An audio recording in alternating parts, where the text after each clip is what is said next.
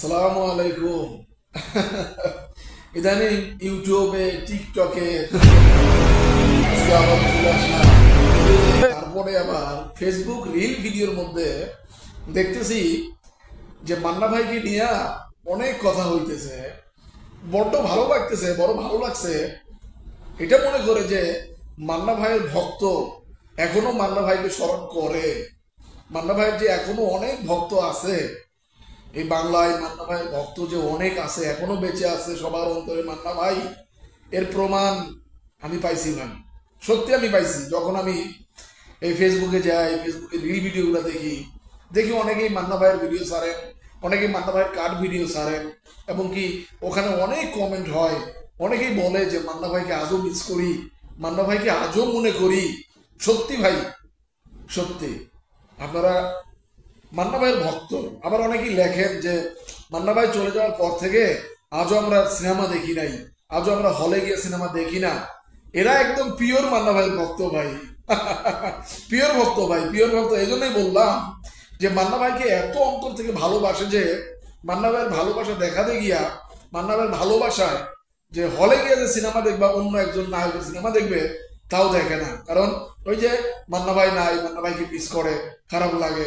মান্না ভাই নাই, মান্না ভাই থাকলে হয়তো আরো উন্নত মানের, আরো ভালো মানের সিনেমা আসতো, আরো অন্যরকম সিনেমা উপহার দিত।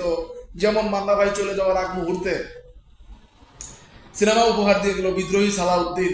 আহ, কি সিনেমা ভাই! নাম শুনলেই অন্তরটা কেঁপে উঠে কেমন জানি। তারপর আবার দেখেন, হ্যাঁ, দাঙ্গা, কাজী হাজ সাহেবের অনেক ভাইরাল হয়েছে ভাই, অনেক ভাইরাল হয়েছে সিনেমাটা। অনেক বিগ বাজেটের সিনেমা হয়েছে ভাই, অনেকেই দেখছে। হলে 3 মাস পর্যন্ত চলছে সিনেমা। এখন তো মনে করেন যে এক সপ্তাহ হলে সিনেমা চলে না। কোটি কোটি টাকা দিয়ে সিনেমা তৈরি করেন, তারপরেও সিনেমা হলে চলে না ভাই, চলে না। এক সপ্তাহের উপরে চলে না, 2 সপ্তাহের উপরে চলে না। কেন? কারণ ওই যে আগের তরকারির স্বাদ আর এখনকার তরকারির স্বাদের সাথে বহুত ফারাক ভাই, বহুত ফারাক।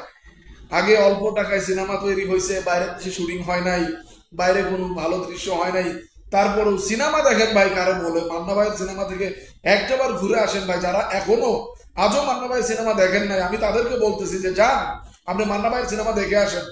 সেই সিনেমাটা কেমন আপনি একবার দেখলে মান্না ভাইয়ের দ্বিতীয় সিনেমা খুঁজবেন দেখার জন্য। বুঝছেন? ওই ওকে বলে সিনেমা, ওটা বলে গল্প, সামাজিক সিনেমা। হ্যাঁ, যেখানে পাবেন হিট, যেখানে পাবেন ভালোবাসা, যেখানে পাবেন একটা সমাজ কিভাবে নিয়ন্ত্রণ করা, এক কথায় সব ময় মশলা ওই সিনেমাগুলোতে ছিল। হ্যাঁ, বিগ বস, বিদ্রোহী সালাউদ্দিন, তারপরে আরো অনেক অনেক এরকম, একরোখা, হ্যাঁ, রুস্তম ভাই, রুস্তম, মোস্তফা ভাই, এই সিনেমাগুলো দেখে আসেন ভাই। মান্না ভাইয়ের সিনেমা দেখলেই প্রাণটা জুড়িয়ে যাবে আপনার। তবে হ্যাঁ, ওই যে বললাম, মান্না ভাইয়ের ভক্তরা এখনো আছে। হুম, এখনো আছে।